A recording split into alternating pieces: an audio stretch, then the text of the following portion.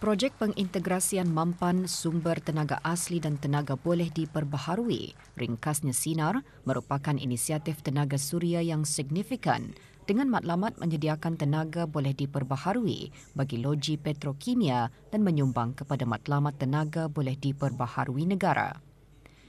Pemasangan panel suria bagi projek berkenaan dirancang secara berperingkat di Pulau Muara Besar. Projek Sinar menggariskan komitmen syarikat Hengi Industries terhadap alam sekitar yang mampan dan menyokong matlamat strategik Sekretariat Perubahan Iklim Negara Brunei Darussalam untuk meningkatkan penggunaan tenaga boleh diperbaharui dan mengurangkan pelepasan karbon. Bagi peringkat pertama, iaitu projek rintis akan membabitkan pemasangan panel tenaga suria meliputi kawasan seluas 36 hektar.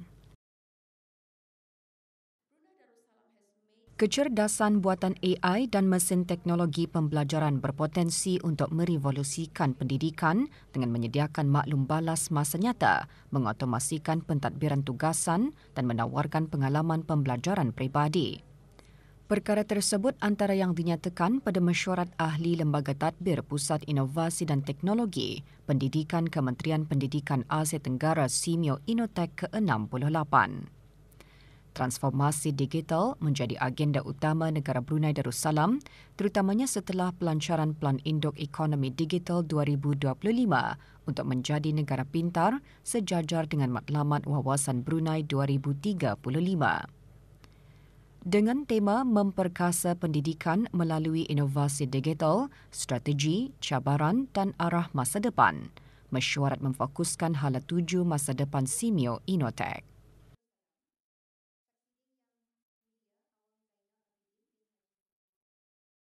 38 buah resolusi antaranya merangkumi isu-isu kritikal di bawah Komiti Politik dan Ekonomi diluluskan pada Perhimpunan Agung Dewan Perhimpunan antara Parlimen ASEAN AIPA ke-45 yang dipengerusikan oleh National Assembly Republik Demokratik Rakyat Lau. Mesyuarat bertemakan peranan Parlimen dalam mengukuhkan kesalinghubungan dan pertumbuhan inklusif ASEAN. Semasa perhimpunan, setiap komiti membincangkan dan meluluskan resolusi-resolusi yang berkaitan dengan pembangunan serantau, kerjasama dan isu global.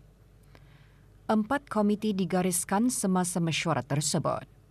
Salah satunya Komiti Ekonomi yang memberi tumpuan kepada ketahanan siber dan pendigitalan dalam menyokong pertumbuhan ekonomi digital ASEAN.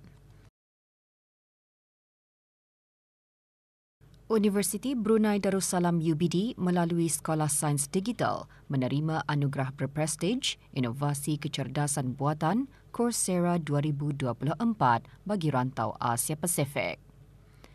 Anugerah mengiktiraf program gunaan kecerdasan buatan AAI sebagai pemimpin pendidikan dan inovasi dipacu AI seterusnya mengesahkan semula komitmennya untuk membentuk masa depan transformasi digital. Dilancarkan dengan kolaborasi Coursera, pemimpin global dalam pembelajaran dalam talian, program AAI memastikan para pelajar menerima pendidikan bertaraf dunia dalam bidang AI sekaligus menjadikan mereka sebagai graduan sedia industri sejajar dengan Wawasan Brunei 2035.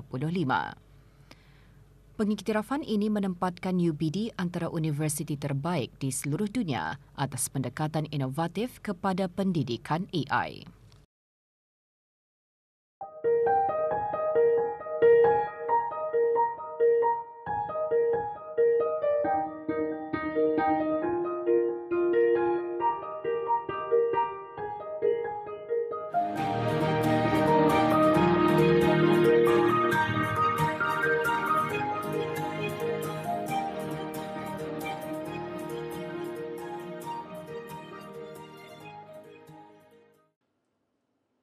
Usia muda bukanlah penghalang bagi para belia yang mempunyai minat dan keazaman menjana pendapatan sendiri untuk memulakan perniagaan. Bagi Awang Bahrul Ehsan Afdaluddin bin Haji Shukri, pemilik Top Grind Coffee Roaster berusia 33 tahun, memulakan perniagaan kedai kopi dengan duit simpanan yang diperolehinya dari menjual kolomi dan nasi katuk ke kedai-kedai kecil. Awang Bahrul Ehsan Afdaluddin mula berminat untuk membuka kedai kopi setelah membeli sebuah coffee machine. Setelah belajar dan mendalami cara pembuatan minuman kopi, Awang Bahrul telah membuka sebuah kios kecil di Core University Brunei Darussalam. Sambutan yang positif dari para pelanggan meyakinkan dirinya untuk membuat cawangan di Kompleks Yayasan Sultan Haji Hassan Al-Bolkiah di Ibu Negara. Kami berusaha membagi harga yang terbaik buat pelanggan. Kami juga perlu memikirkan kos modal barang yang kami gunakan yang juga menjadi cabaran buat kami. Walau bagaimanapun, cabaran seperti kehabisan stok bahan dan kenaikan harga kopi adalah antara perkara kami hadapi. Bercadang untuk membuka lebih banyak cawangan di masa hadapan, serta memperkenalkan minuman bermusim untuk memberi variasi kepada pelanggan setia kami.